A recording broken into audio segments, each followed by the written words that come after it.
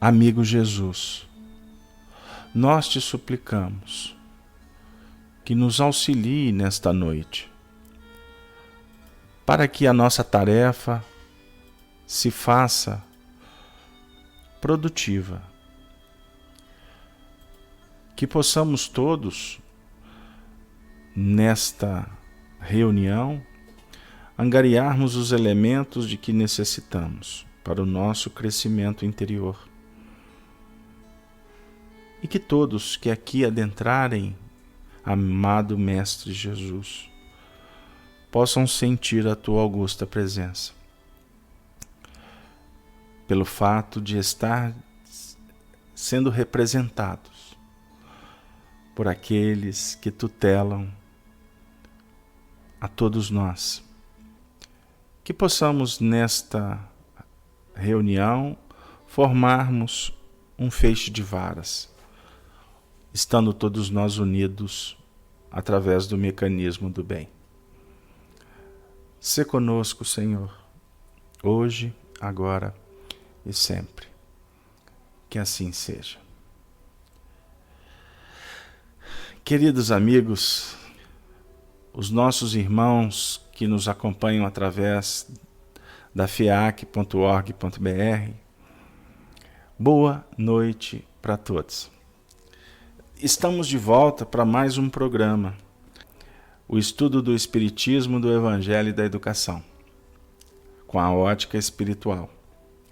Nós estamos hoje realizando o estudo de número 86. É o trabalho que iniciamos há algumas semanas, com o foco voltado para a mediunidade. Nós trouxemos e estamos trabalhando com a primeira carta de Paulo aos Coríntios, no capítulo 12, do versículo 1º ao 11º. Então eu vou pedir a vocês a permissão para ler todo o texto, sendo que o nosso trabalho hoje especificamente vai estar situado no versículo 8º, 9º e 10º. Então vamos lá, primeiro versículo. Acerca dos dons espirituais. Não quero, irmãos, que sejais ignorantes. A vós bem sabeis que éreis gentios levados aos ídolos mudos, conforme éreis guiados. Portanto, vos quero fazer compreender que ninguém que fala pelo Espírito de Deus diz Jesus é anátema. E ninguém pode dizer que Jesus é o Senhor, senão pelo Espírito Santo. Ora, há diversidade de dons, mas o Espírito é o mesmo. E há diversidade de ministérios, mas o Senhor é o mesmo. E há diversidade de operações, mas é o mesmo Deus que opera tudo em todos. Mas a manifestação do Espírito é dada a cada um para o que for útil. Porque a um pelo Espírito é dado a palavra da sabedoria, e a outro pelo mesmo Espírito a palavra da ciência, e a outro pelo mesmo Espírito a fé, e a outro pelo mesmo Espírito os dons de curar, e a outro a operação de maravilhas, e a outro a profecia, e a outro o dom de discernir os espíritos, e a outro a variedade de línguas, e a outro a interpretação das línguas. Mas um só e o mesmo Espírito opera todas as coisas, repartindo particularmente a cada um como quer.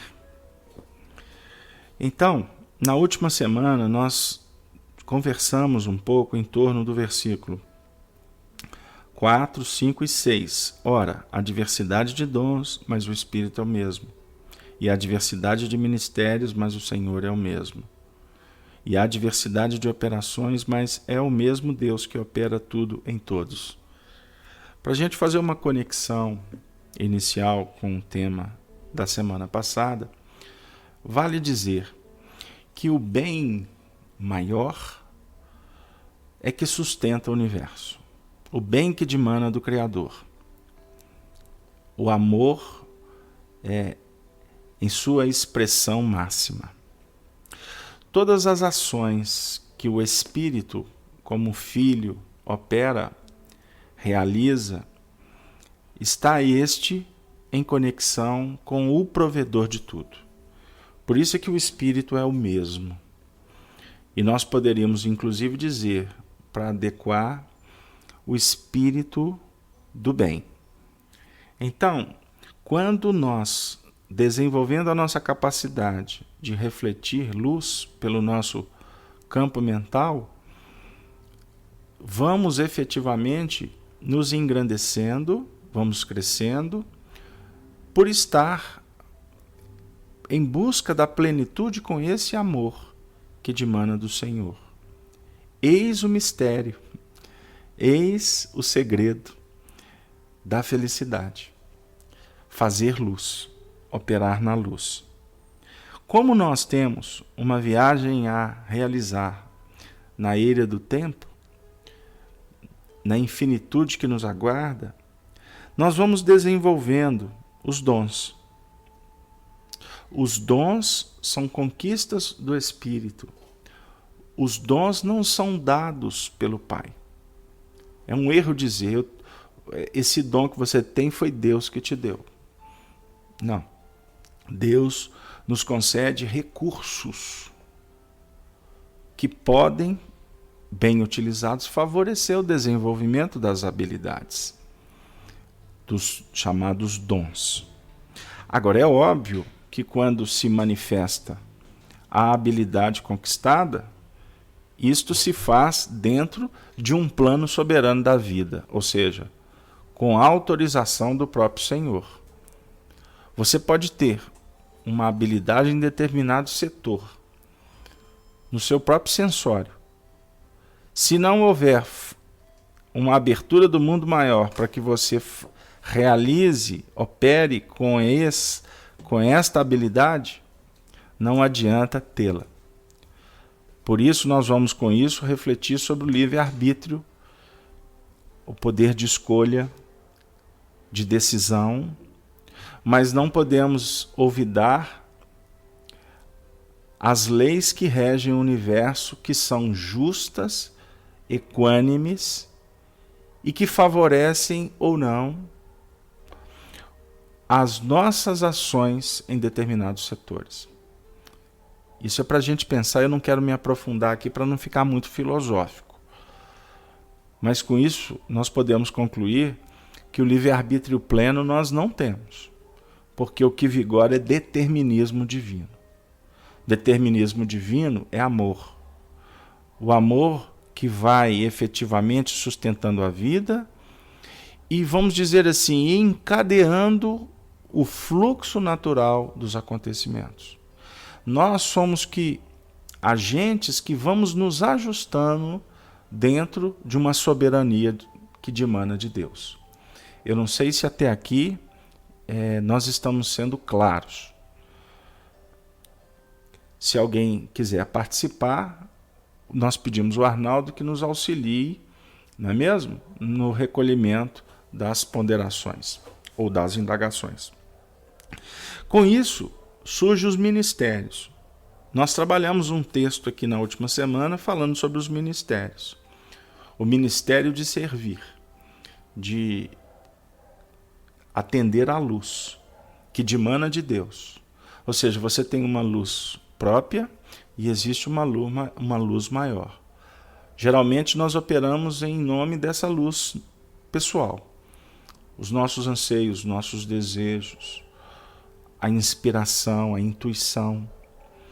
Mas é necessário que estejamos abrindo os olhos para observar essa luz ou os planos que dimanam do alto. Com isso, nós estaremos sendo convidados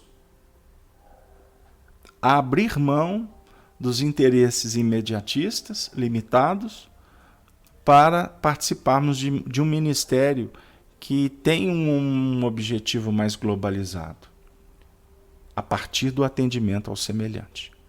Fizemos-nos claro? Bom, vocês não estão manifestando, então eu vou prosseguindo por aqui. Bom, o interessante também é que no versículo 7º, aliás, no versículo 6º, vai falando dentro desse plano de diversidade de operações, nós estamos estudando a mediunidade. Então, dentro do contexto da mediunidade, nós temos uma classificação dela. Efeitos físicos, efeitos intelectuais. Alguns autores definem até como o efeito da cura, ou seja, a mediunidade curadora. Mas dentre essas três posições, ou classificações, ou gêneros, nós temos subdivisões, como a vidência, né, a clarividência, a psicofonia, a psicografia, enfim. Dentro do contexto da mediunidade, nós somos convidados a trabalhar, a coparticipar de um processo que visa a educação dos seres a partir de nós mesmos, não é mesmo? Trabalhando com algumas especificidades, porque nós ainda somos muito tímidos para trabalhar num sentido mais generalizado, mais globalizado. Ou seja, o médium que tem várias faculdades ou vários tipos de mediunidade, ele tem que ter um bom senso interessante, eficiente, claro, metas a serem trabalhadas bem, vamos dizer assim, bem planificadas, bem definidas, para que ele não se perca dentro de uma série de convites, de trabalhos que ele vai ser guindado a participar. Porque, diga-se de passagem, aquele que tem a mediunidade é como se ele fosse um imã que atrai. Atrai coisas boas, como também atrai complicações. E uma das coisas que batem bastante na porta do médium é a oportunidade de trabalhar. Infelizmente, estávamos hoje refletindo um pouco em torno do livro Os Mensageiros de André Luiz. Essa obra Luz vem nos apresentar um pensamento muito sério. Quando André Luiz, reportando a realidade das escolas de médiuns no mundo espiritual, define para nós que a maioria dos médiuns nós não atendemos o chamado do Senhor. Preferimos cultuar a própria personalidade, vinculando-nos a propostas orgulhosas, vaidosas, egoístas, e por isso que geralmente a grande maioria dos médiuns, mesmo com tarefas definidas e com um auxílio muito claro da doutrina espírita dentro do seu projeto reencarnatório, a maioria dos médiuns chegamos no mundo espiritual em situações muito adversas. Não é isso? A Sheila, lá da Itália, está dizendo assim: as pessoas que têm um dom e usam de maneira errada, qual a sua consequência? É o que nós acabamos de falar, desastrosa. Por isso nós vamos encontrar no nosso plano de vida aqui na Terra muitos corações com muitos problemas na área da mediunidade, que hoje se encontram em planos assim de muito resgate, expiações, com alguns danos mentais sérios, por terem utilizado de uma forma equivocada a mediunidade em outras existências. Então, nós precisamos de analisar isso para observar quais são os nossos objetivos nessa vida. A Maria da Glória está dizendo: qual o nome que se dá ao médium que faz trabalhos de cura, de materialização? A gente costuma, com a literatura espírita, tratá-lo como um médium de ectoplasmia, ou seja, tem uma possibilidade de doação de ectoplasma, que o fluido vinculado ao plasma celular, de uma forma assim, mais dinamizada, mais ostensiva. Então, esses médiuns geralmente são convidados para trabalhos na área das terapêuticas que atendem os sofredores em nível perispiritual. Por isso é que as reuniões de materialização têm esse fim. Aqui em Belo Horizonte nós temos algumas casas que têm essas reuniões. Agora, não é mais materializações como nos tempos do Chico, nos tempos de Peixotinho, nos tempos de tantos médiuns que participaram da história do movimento espírita, onde os espíritos se materializavam mesmo, como o Arnaldo nos trouxe várias experiências dele ter assistido. Um dado histórico, o primeiro espírito que se materializou pela mediunidade do Chico foi do Alferes Xavier, o nosso querido Tiradentes, o Inconfidente. Isso se deu em Pedro Leopoldo, lá no final da década de 40, né? E, enfim, a mãe do Arnaldo materializou, a Sheila, Meimei, tantos outros espíritos, e eram materializações luminosas. Agora, o grande médium da materialização não foi o Chico, foi o Peixotinho, embora o Chico tenha participado de eventos como esse, não é mesmo? Agora, na época, tinha uma função de chamar a atenção, de experimentar, de mostrar a veracidade, a realidade da imortalidade da alma. Agora, hoje, os espíritos não investem mais nesse setor, porque o fenômeno ele inebria, mas ele não educa. Por isso é que os espíritos, quando favorecem as reuniões de materialização, objetivam um atendimento à dor, às doenças, aos sofredores.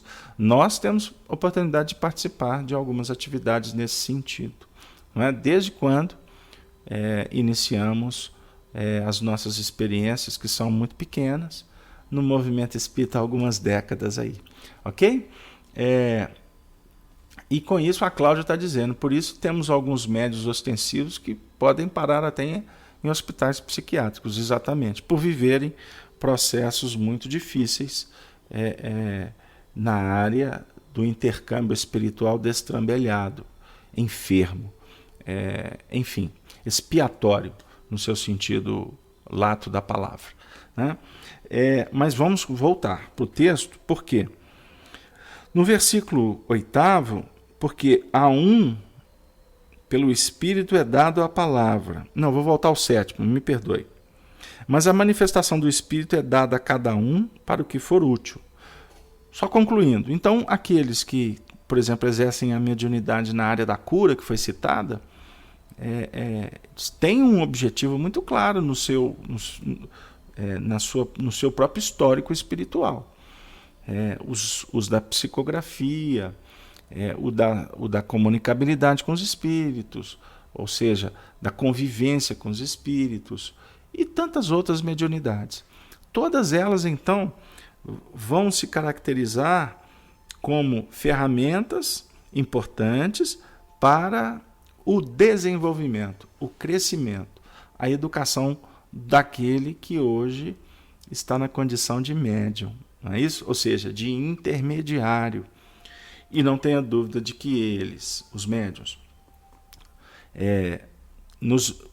mergulhando no processo do seu burilamento, da sua educação espiritual, automaticamente ele passa a ser um instrumento que vai favorecer a educação ou fatores de inspiração para que o semelhante veja no seu papel como médium um ponto de equilíbrio, de segurança e que também vai favorecer a autoiluminação daquele que está recebendo o benefício. É isso? Silma Alencar está dizendo que todos nós... Eu perdi, foi muito rápido a colocação, o chat mudou. Eu peço que você volte se for importante dentro do contexto atual. Vocês vão fazendo as avaliações. Tá bom, ela está citando Romanos 12, 4, 8. O que você está querendo dizer?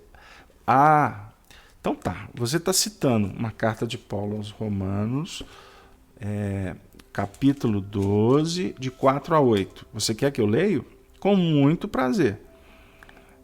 Porque assim como em um corpo temos muitos membros, e nem todos os membros têm a mesma operação, assim nós, que somos muitos, somos um só corpo em Cristo, mas individualmente somos membros de uns dos outros, de modo que, tendo diferentes dons, segundo a graça que nos é dada, se é profecia, seja ela segundo a medida da fé, se é ministério, seja em ministrar, se é ensinar, haja dedicação ao ensino. Olha que beleza.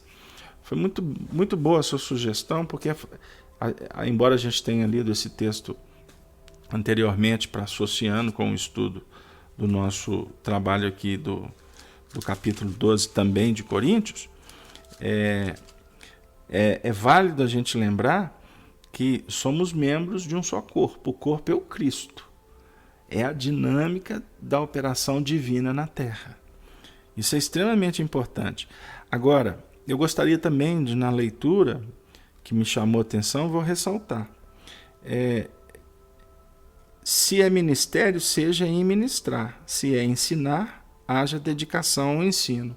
Ou seja, em todos os projetos, em todas as tarefas que nós assumimos, por exemplo, na área mediúnica, deveríamos dedicar com afinco.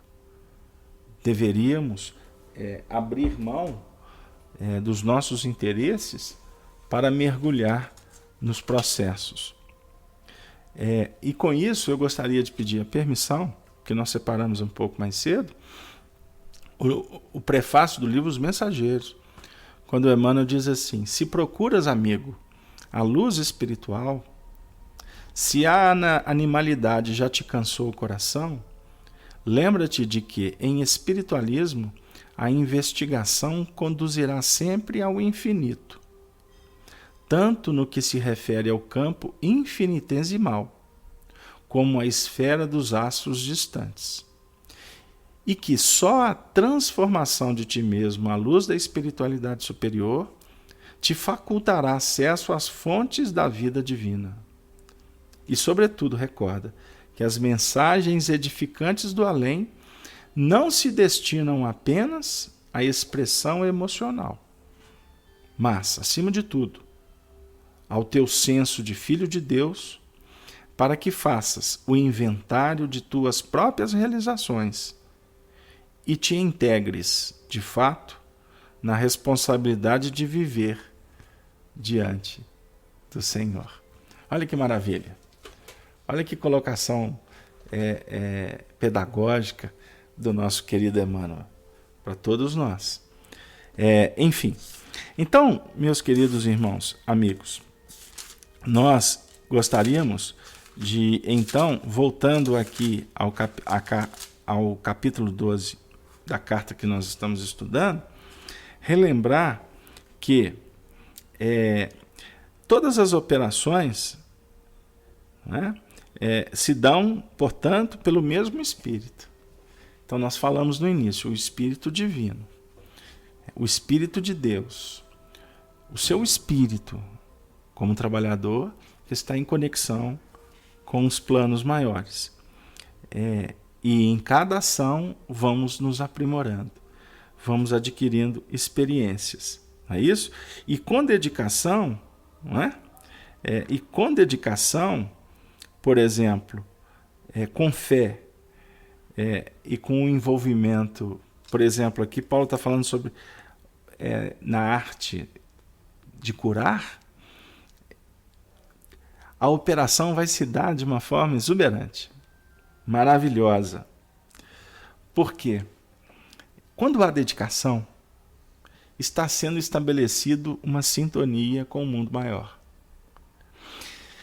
O esforço, a fé, a entrega, a seriedade, não é a santidade.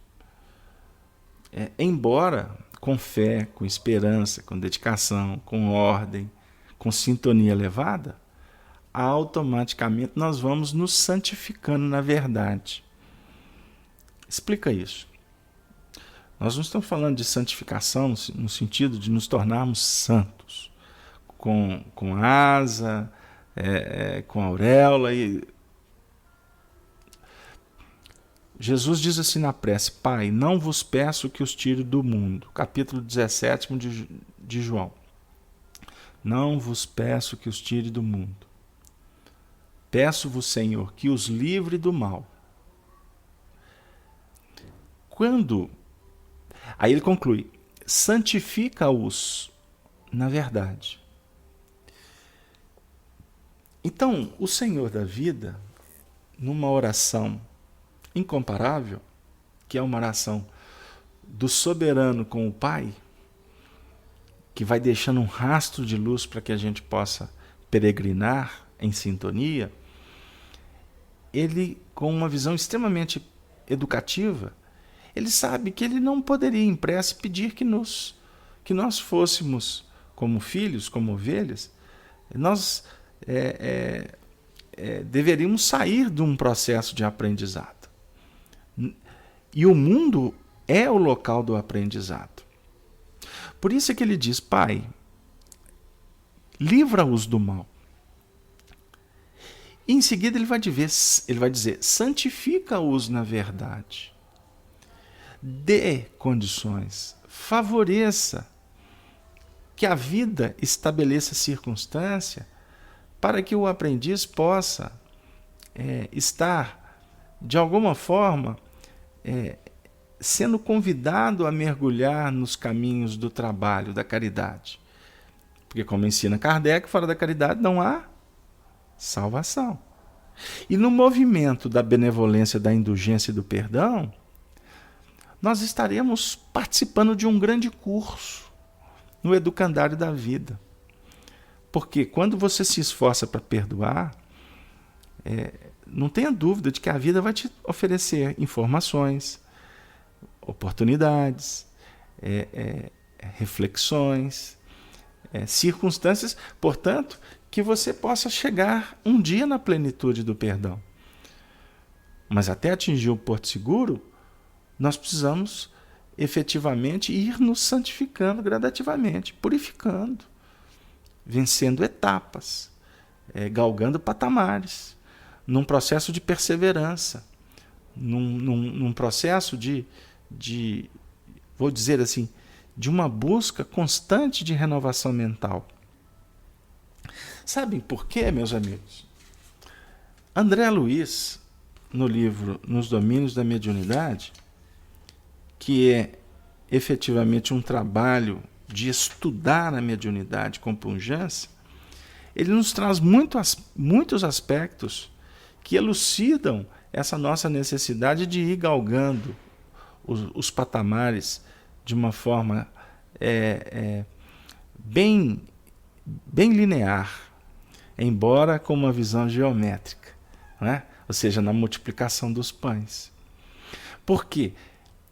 Nós estamos nos conscientizando que o futuro pertence ao espírito. Toda a humanidade. Mas não basta se conscientizar.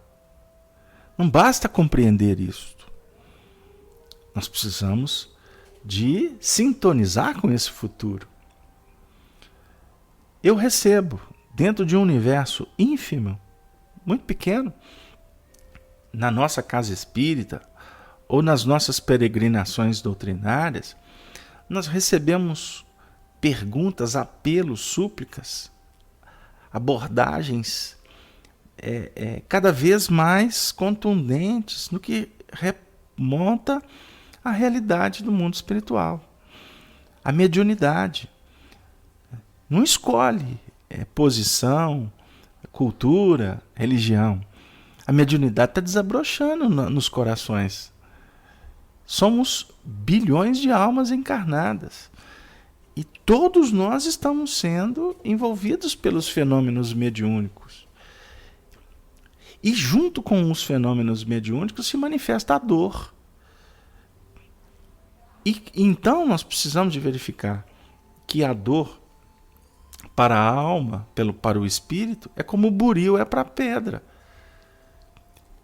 Então, precisamos de compreender essa importância, esses valores, para que a gente possa medicar a nossa alma e sair para o campo, para a vida, para nos capacitar cada vez mais e nos intercambiar com Jesus, o Cristo de Deus. Nós falamos que o futuro pertence ao Espírito, inspirado em Emmanuel, no prefácio do livro Nos Domínios da Mediunidade, quando ele diz assim, falando sobre o amanhã: e meditando no amanhã da coletividade terrestre, André Luiz organizou essas páginas em torno da mediunidade, que nós convidamos vocês a estudarem. Compreendendo a importância cada vez maior do intercâmbio espiritual entre as criaturas. Quanto mais avança na ascensão evolutiva, mais seguramente percebe o homem a inexistência da morte, como cessação da vida. E agora, mais que nunca, reconhece-se na posição de uma consciência retida entre forças e fluidos, provisoriamente aglutinados para fins educativos.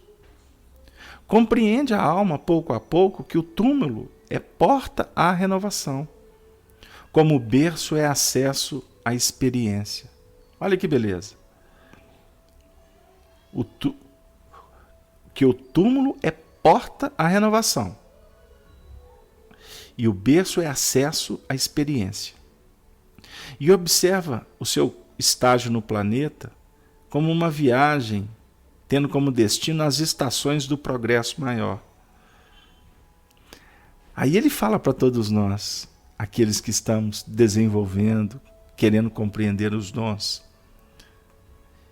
que na grande romagem todos somos instrumentos das forças com os quais estamos em sintonia. Todos somos médiuns dentro do campo mental que nos é próprio, associando-nos às energias edificantes, se o nosso pensamento flui na direção da vida superior, ou nas forças perturbadoras e deprimentes, se ainda nos escravizamos às sombras da vida primitivista e torturada. Olha que beleza. Então todos somos médiuns. Agora somos médiuns no campo mental que nos é próprio. Então Paulo de Tarso está dizendo aqui para nós que as operações, a profecia, o discernir espíritos, né? A variedade de línguas, a interpretação de línguas, todas as ações elas acontecerão dentro do campo mental que é nosso e que nós estamos procurando abrir para intercambiar com o campo mental das almas valorosas do mundo espiritual. Agora, o espírito é o mesmo. O espírito que move as suas intenções, o espírito que move as intenções dos benfeitores, o desejo, por exemplo, de uma entidade se aproximar para ser atendida, o impulso de um espírito, por exemplo, que se aproxima para trazer dificuldades. Por que um espírito vai ocasionar restrições, obstáculos para o trabalho da mediunidade, do médium, do tarefeiro do Cristo? É porque ele percebe, ele pressente que algo vai acontecer ali e que de importância, haverá algo que pode, inclusive, tirar ele da zona de conforto. Ele não quer perder, por exemplo, aquele que ele está acostumado a guiar, se é para o mal. Então, muitas vezes, há toda uma movimentação das forças inferiores exatamente para tentar dificultar que a educação, o progresso, a ordem, a disciplina, o amor, o bem se faça. Então, com isso, nós todos estamos aqui estudando mediunidade, estudando espiritismo, para falar de educação, para sentirmos Jesus dentro do nosso coração, porque nós queremos as maravilhas. Mas as maravilhas de trabalhar, de servir. Nós queremos qualificar. Eu gosto de alguns exemplos práticos. Se você, por exemplo, é costureira e tem muitas habilidades, eu não tenho dúvida de que você vai se tornar uma costureira exuberante se você fizer a sua costura, o seu ofício com amor. Se você está passando a roupa, faça com qualidade. Se você está cuidando da criança, faça com devoção, Se você está no hospital, não faça por obrigação. Se você está indo visitar, né? Porque se de repente você está lá acamado, necessitando de benefícios, se curve para entender o motivo de estar ali. E não simplesmente para querer resolver para depois voltar à vida de antes. Mas se nós estamos aqui estudando Espiritismo, vamos estudar com qualidade, sabendo que aqui há limitações. O instrumento não favorece, a gente está distante. Nós temos companheiros aqui em Atibaia, em Portugal, em Belo Horizonte, em Maringá. Né? O pessoal, nem todos colocam as cidades, e eu peço, todas as vezes que a gente entrar na sala de conferência, coloca um nome, um tracinho, a cidade, para a gente poder endereçar os nossos recados, né, carinhosos a todas as regiões representadas. Mas nós estamos distantes, mas ao mesmo tempo estamos próximos. Estamos próximos porque estamos sintonizando e nos intercambiando no bem. Então, se nós estamos aqui, vamos fazer com qualidade. Vamos procurar a eficiência da tarefa para nos ajudar na nossa transformação. O Arnaldo está pedindo que a gente comente que quando sentimos sair das mãos, tipo faíscas luminosas, inclusive levando um choque elétrico e uma espécie de chuva prateada do coração, seria mediunidade de cura? Quem perguntou foi a Celusa, não, deve ser Cleusa de Portugal, não é isso? Cleusa, ok, desculpa. Cleusa, além da mediunidade de cura, é clarividência. Não é? Porque você não precisa de ver as bênçãos espargindo através das suas mãos para que você seja uma médium de cura. Ok? Agora, muitas vezes a espiritualidade permite que o médium tenha algumas percepções mais ampliadas para trazer para ele confiança, para sensibilizar mais ainda o seu coração, para que ele possa permanecer na tarefa. Com relação ao magnetismo, nós estamos falando da mesma coisa. Né? Fluidoterapia ou magnetismo depende da classificação do ponto de vista. Tem alguns espíritas que falam que o magnetismo foi uma ciência lá de trás, do tempo de Mesmer, que Kardec estudou uma parte, mas que não tem muito a ver com a fluidoterapia. A gente discorda, mas isso aí não vem ao caso. Magnetismo é magnetismo. Né? Doação de fluidos é a mesma coisa. Ser intermediário para que a espiritualidade ofereça os recursos, a função é a mesma. Kardec explica isso no Livro dos Médiuns. Ou seja, não vamos discutir particularidades, mas vamos falar da essência. Todos nós podemos nos tornar médiuns curadores, ou médiuns que podemos oferecer recursos salutares. Você pode doar da sua vitalidade para uma pessoa enferma, porque você não tem dúvida que essa vitalidade vai ser te devolvida de uma forma multiplicada. Você pode doar forças, você pode doar alimentos espirituais, você pode doar estímulo, você pode, com o seu carinho, com o seu afeto, você pode ajudar na recomposição de um tecido epitelial do perispírito.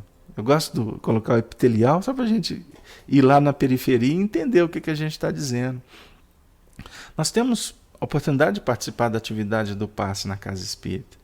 Quantos benefícios a gente acompanha. Eu não gosto de propaganda pessoal porque a gente tem que ser muito cuidadoso. Mas assim, sempre acontece de pessoas nos procurarem e afirmarem, agradecidas, que foram tratadas nas nossas atividades.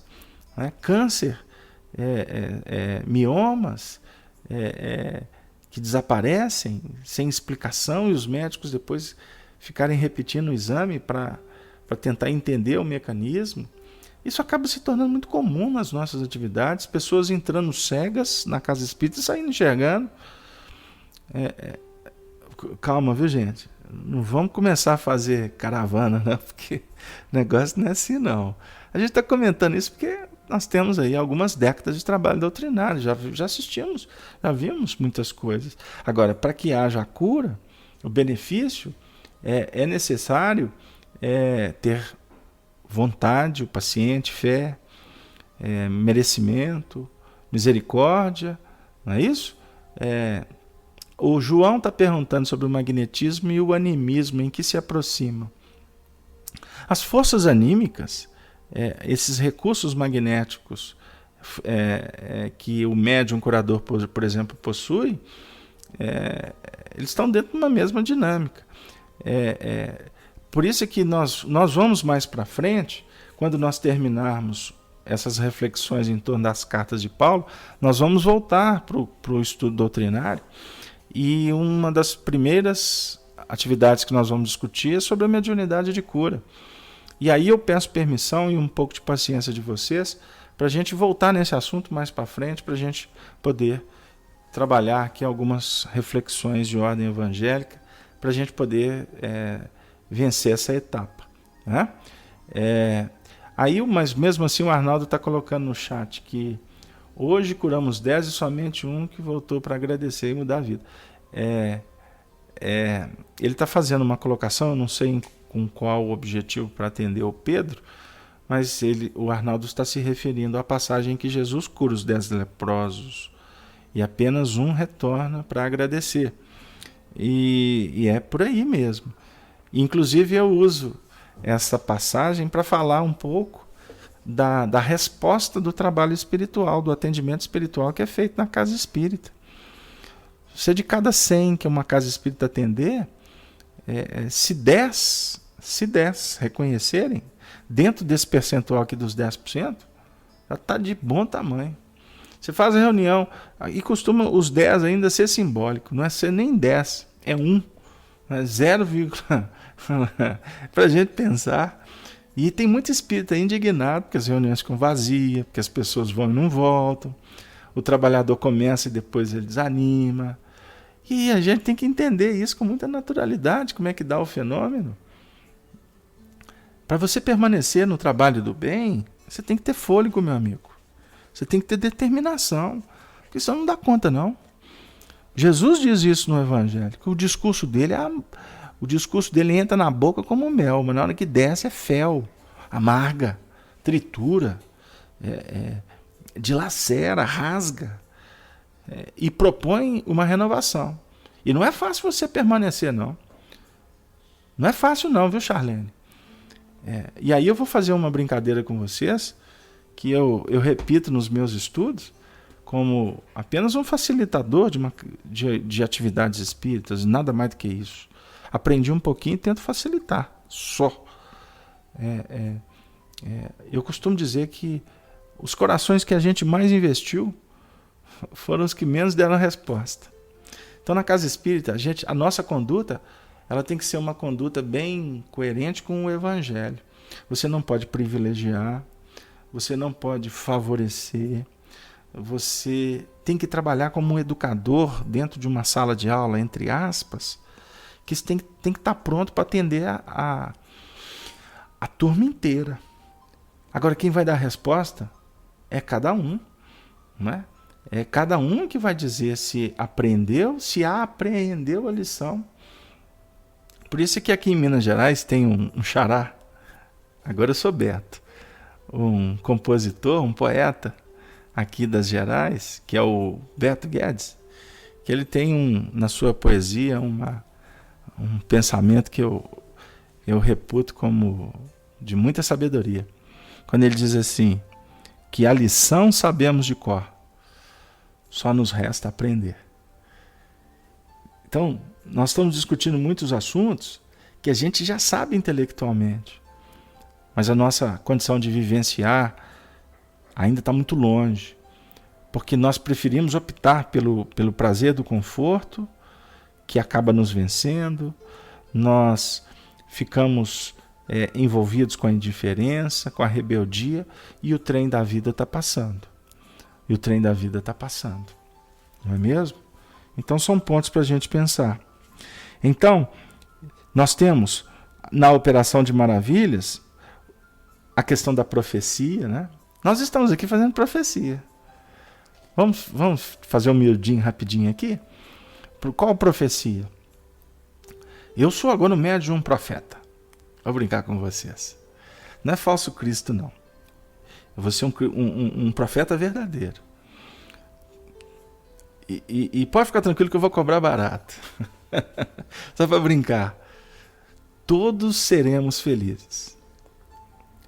Todos trabalharemos a mediunidade.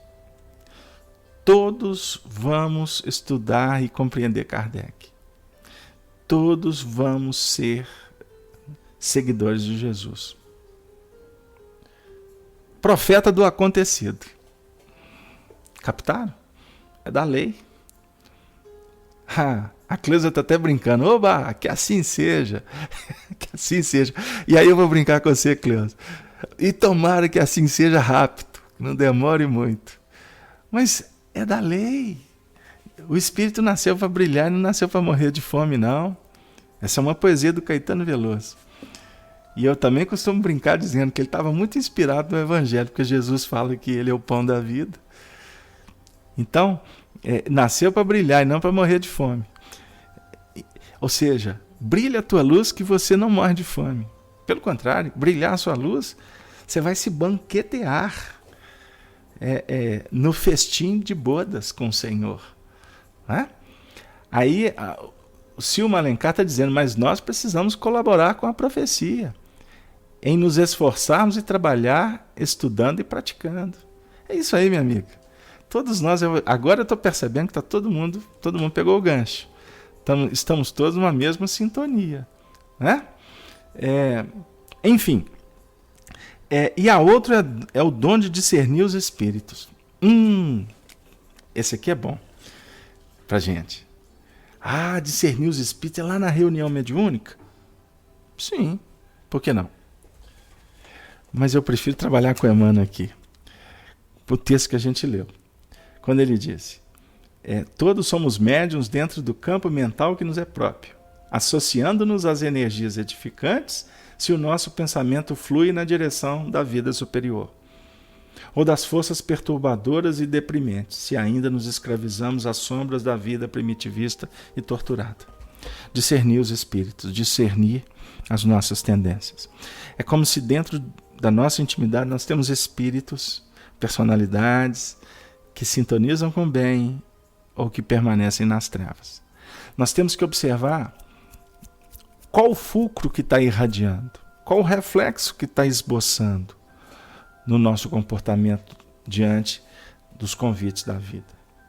Então nós temos que aprender a discernir, para permitir que os espíritos atuem, espíritos do bem,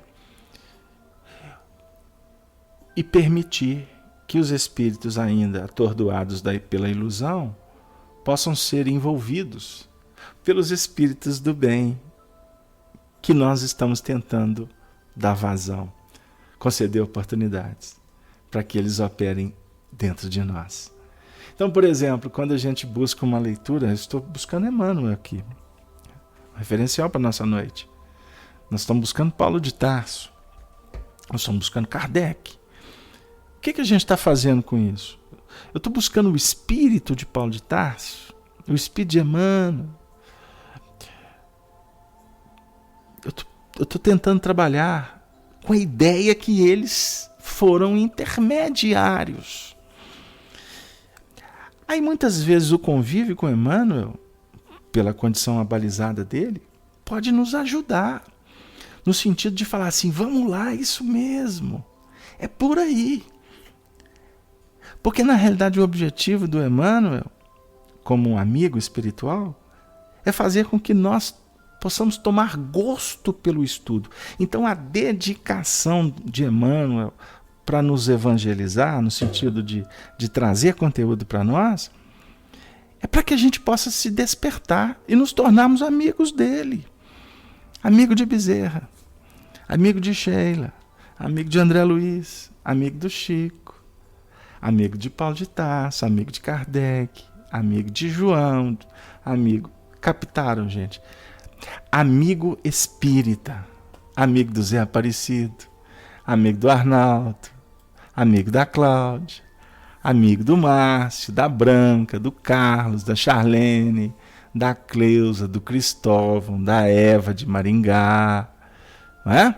Do Hugo, da Giane de Uberaba, do João de da Karina, da Márcia, do Márcio de Atibaia, da Maria Aparecida, da Maria da Glória, da Maria Madalena, né? Da Míria de Porto Alegre, da Núzia de Belo Horizonte, não é? Da Oliveira do Ceará, da Sandra, a Sandra de Lisboa. Estou citando o nome do pessoal do chat. Do Silma, ou da Silma de São Luís, Cindival, Tatiana. Sermos todos amigos de Jesus. Amigos. Não existe amor maior do que dar a vida para os amigos. Fazer amizade. Nós temos um trabalho aqui na sala estudando o Espiritismo, que nós estamos tentando, antes de iniciar o estudo, recebê-los.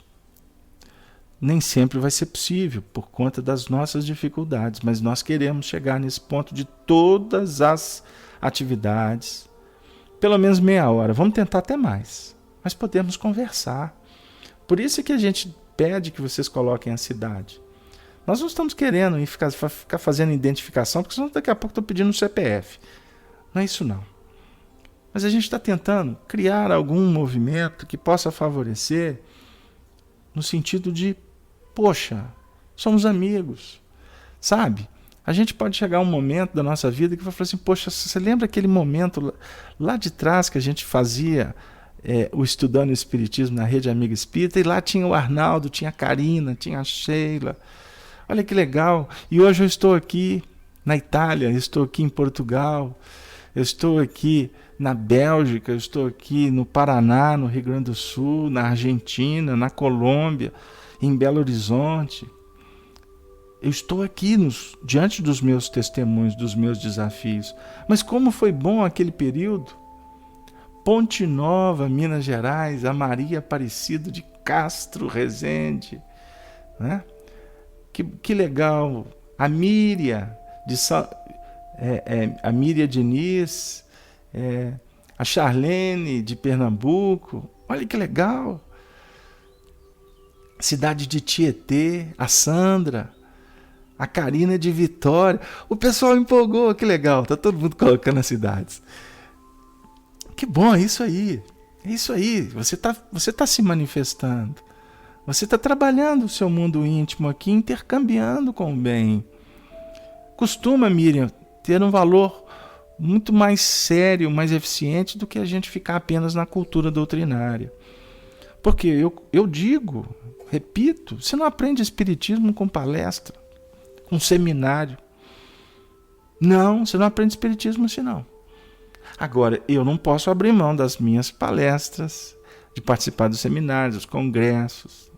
Eu não posso abrir mão de uma série de coisas porque é um banho, é fonte, é alimento, é descanso.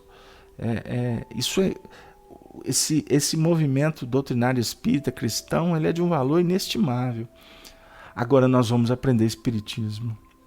É quando a gente desligar o computador e a gente for encontrar os desafios do mundo, da vida. Graças a Deus nós os temos. Se estão difíceis, se estão desafiadores, lembremos que Jesus é mestre. Ele é um amigo que ama profundamente todos nós. Mas ele é mestre, ele é educador. Ele não pode tirar de nós essa oportunidade de aprender a escolher e repetir e desenvolver a habilidade. Ele não pode fazer isso, porque senão ele não seria professor. Mas um só e o mesmo Espírito opera todas essas coisas, repartindo particularmente a cada um como quer. Não estava na nossa previsão, não fiz a leitura, mas eu gostaria de pedir a permissão para vocês buscar na memória o capítulo 15 do Evangelho de João, quando Jesus define que Deus é o grande agricultor, é o dono, e que Jesus é a videira, e que nós somos as varas. Aí ele diz assim, que as varas que não estiverem em mim secarão e serão lançadas ao fogo da transformação espiritual. Que a água é transformação mental, fogo é transformação espiritual. É mais intenso, é mais robusto, é mais definitivo. Mas isso aqui não vem ao caso. O que nós queremos dizer é que é lógico que ele falava num sentido simbólico. Ele, quem? Jesus é a vara? Pode ser.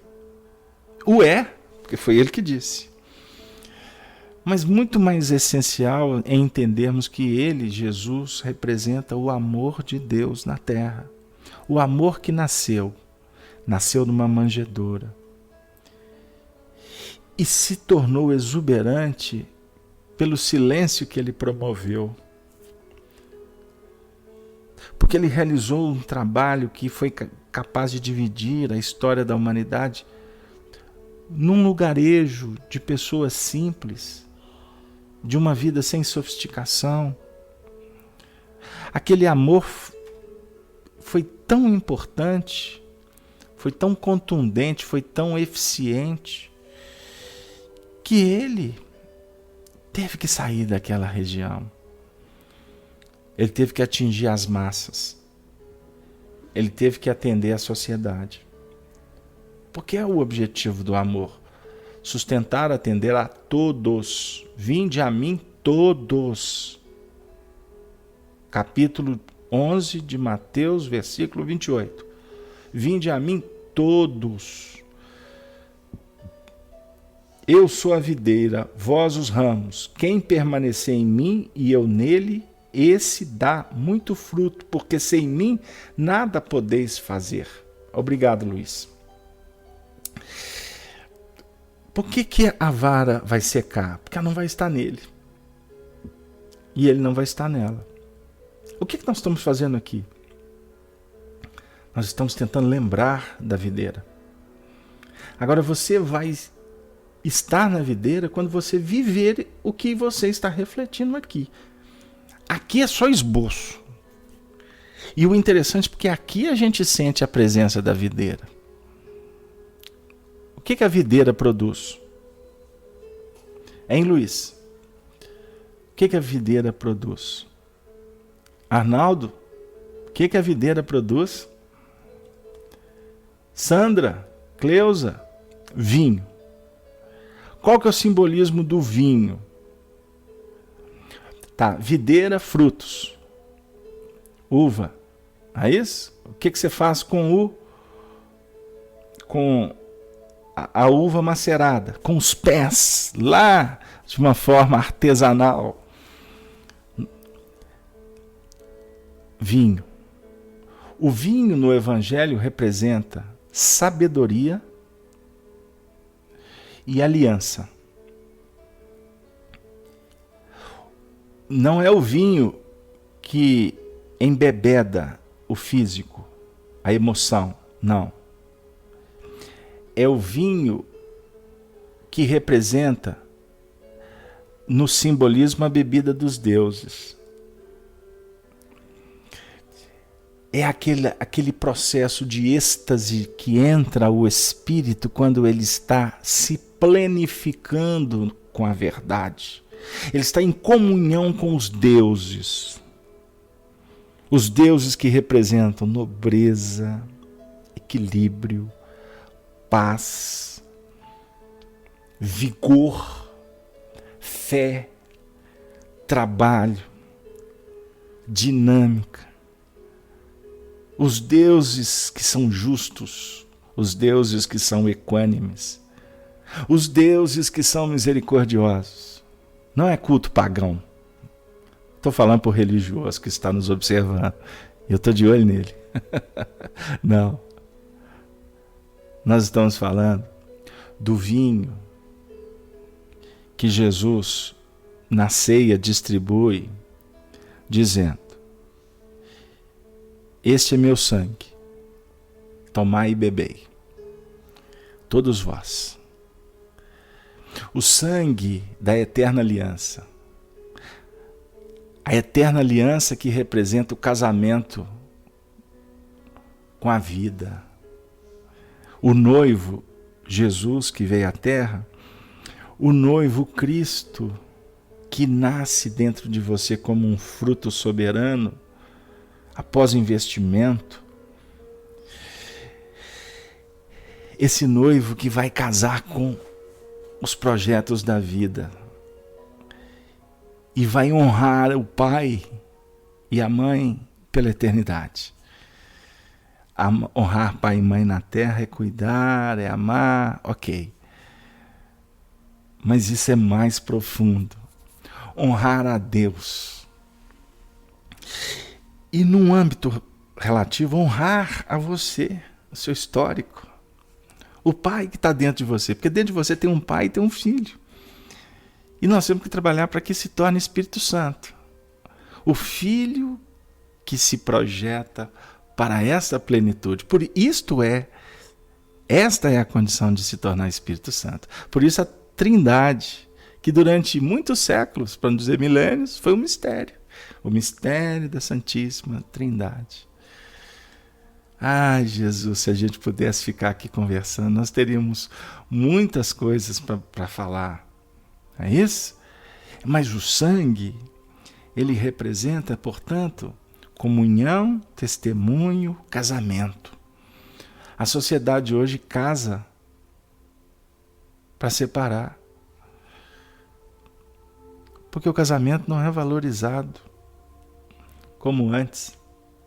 Antes, não vou entrar no contexto histórico das obrigações, faz isso porque a sociedade não aceita. Não estou entrando nisso.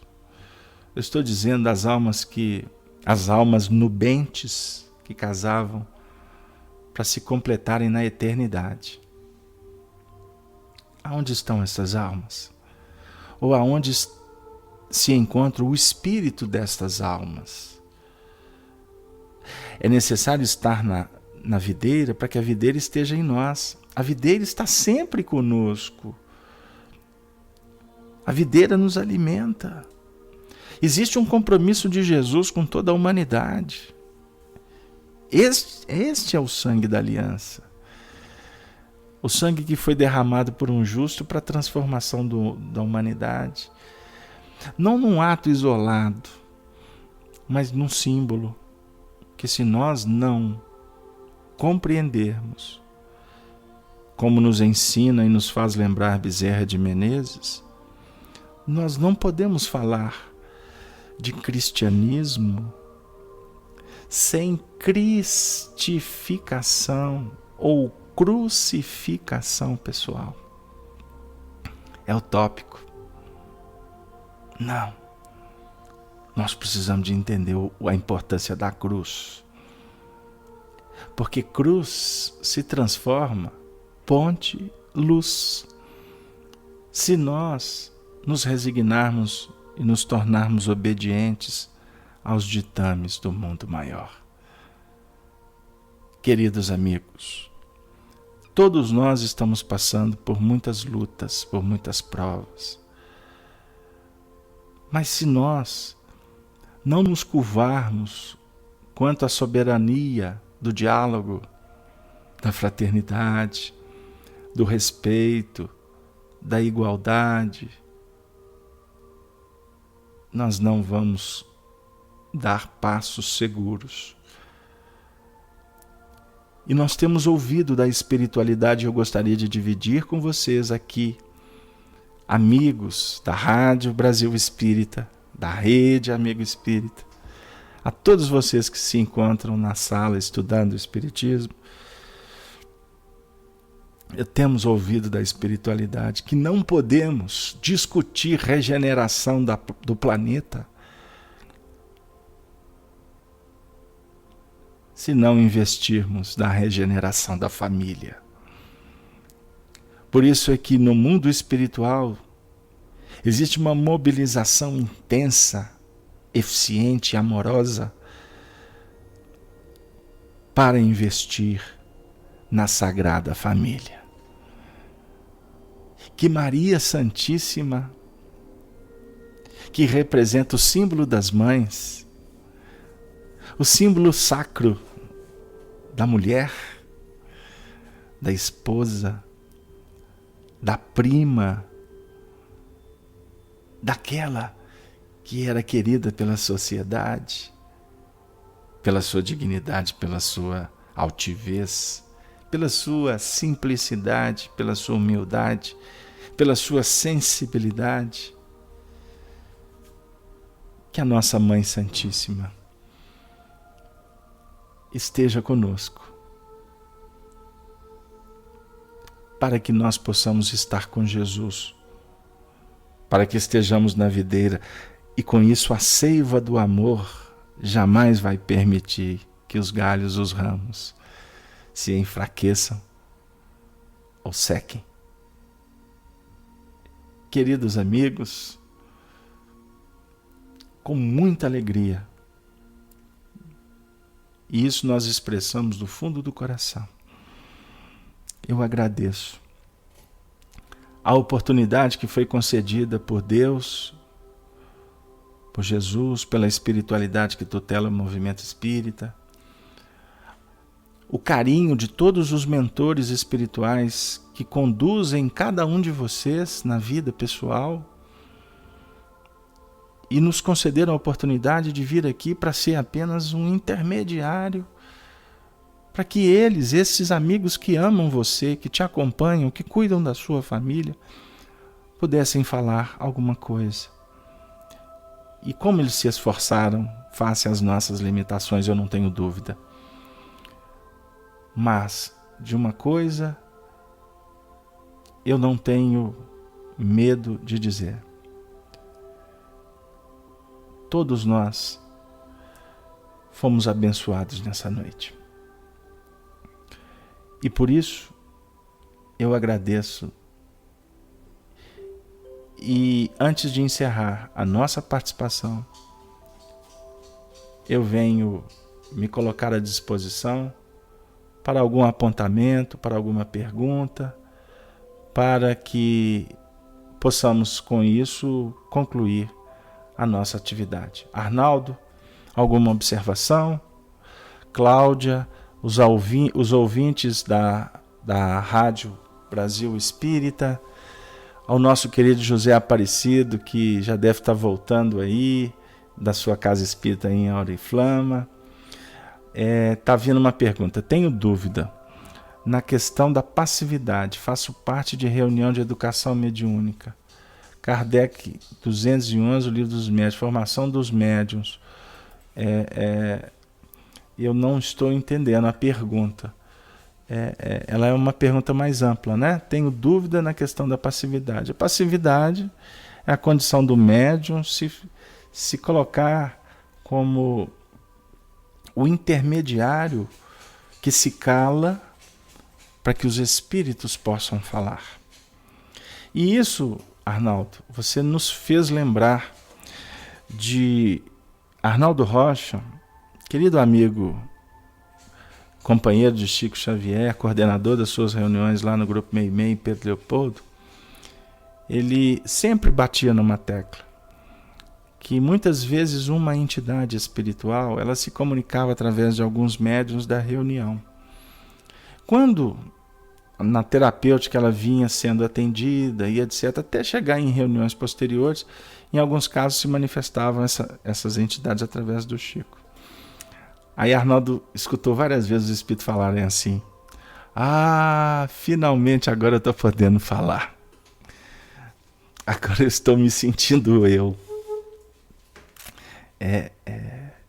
Isso para nós é um ensinamento de muita profundidade. porque o Chico desenvolveu uma capacidade de se apassivar, de calar a si mesmo, o seu eu. E em nível energético, era como se os espíritos se sentissem numa casa limpa, como convidados. E nessa condição eles se sentiam à vontade para se manifestarem e poderem ser atendidos de acordo com as suas necessidades, né? Então,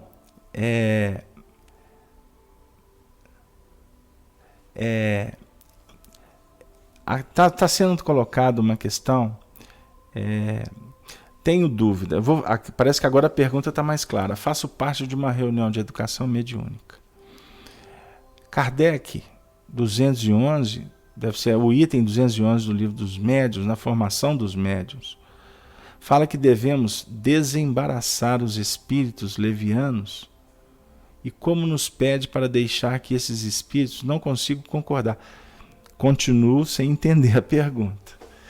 Os espíritos levianos, os espíritos brincalhões, os espíritos sofredores, todos os espíritos numa reunião mediúnica devem ser tratados com muito carinho, com muito respeito, porque todos eles são dignos, são cristãos, ou melhor, são irmãos que necessitam de ser atendidos como cristãos.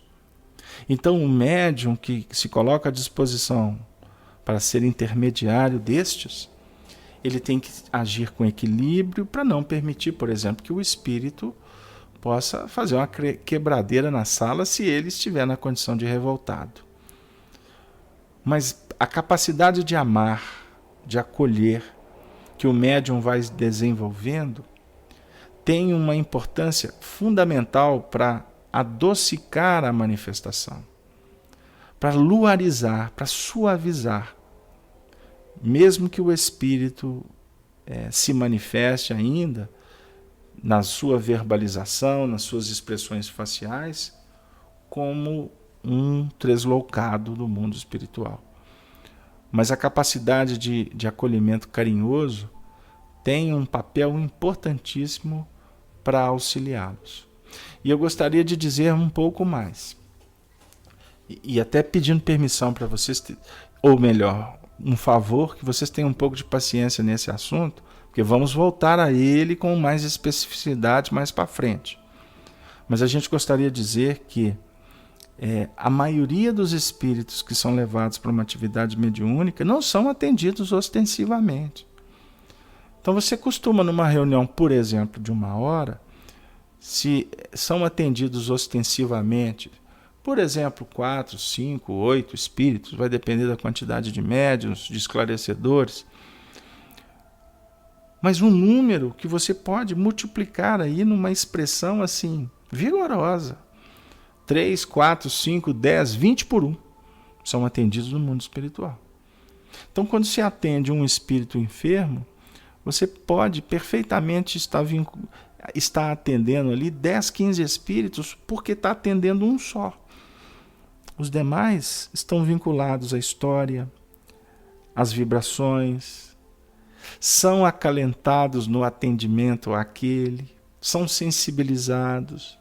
Enfim, uma reunião mediúnica é uma atividade tão exuberante, tão importante, tão séria, mas ao mesmo tempo tão singela, que ela deveria ser sustentada por mães dadivosas, irmãs carinhosas.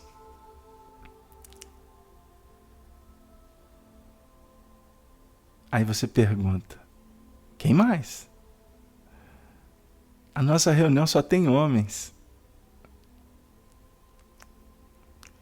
Nos façamos mães e irmãs, pelo menos durante a reunião.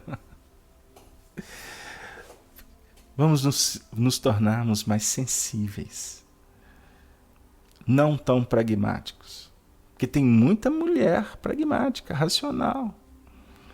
Nós estamos falando das mães dos céus e das irmãs que cultivam as rosas no jardim da fraternidade. É disso que o movimento espírita está precisando nesse momento. Fraternidade. Porque muitas vezes, como espíritas, nós estamos muito mais preocupados com tudo aquilo que não nos leva a lugar nenhum. Disputa, cargo, vaidade, holofote, prestígio, bajulação, seguidores, fama. Amigos, isso não é cristianismo. Isso pode ser um movimento que tem a bandeira, o dístico, chamado Evangelho. Mas continuamos a repetir. As guerras sanguinolentas que disputavam um túmulo vazio, destituído de espírito, de doação, de prática. E assim, eu gostaria de me despedir, suplicando a Deus que abençoe a todos, hoje, agora e sempre. Muito obrigado, muito obrigado. Ave, ave, ave Cristo. Nós, Senhor, te saudamos para sempre. Que assim seja.